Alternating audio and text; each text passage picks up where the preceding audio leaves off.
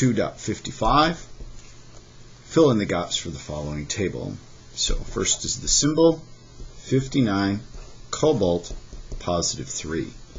Look on the periodic table to find the number of protons for cobalt. Cobalt has 27 protons in the upper left-hand corner.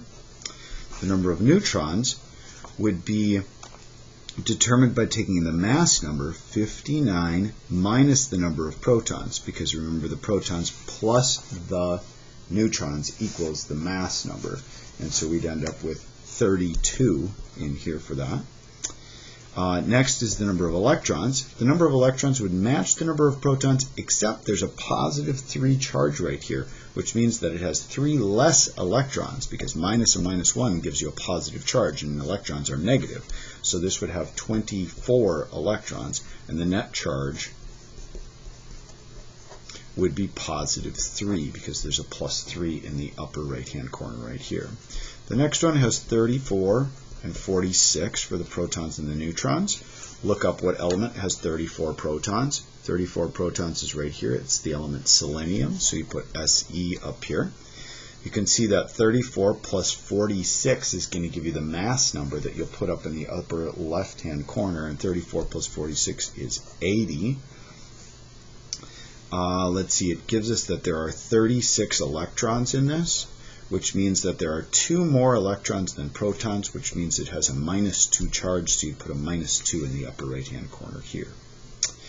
Alright, the next column has 76 protons and 116 neutrons and has a positive 2 charge right here. So first of all, look up element number 76 on the periodic table, and 76 is osmium, so you'd put OS right here.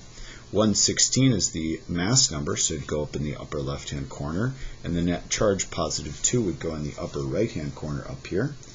And then you can see that a charge of plus 2 would mean that there are 2 more protons than electrons, because electrons are negative 1, so it would have 74 electrons.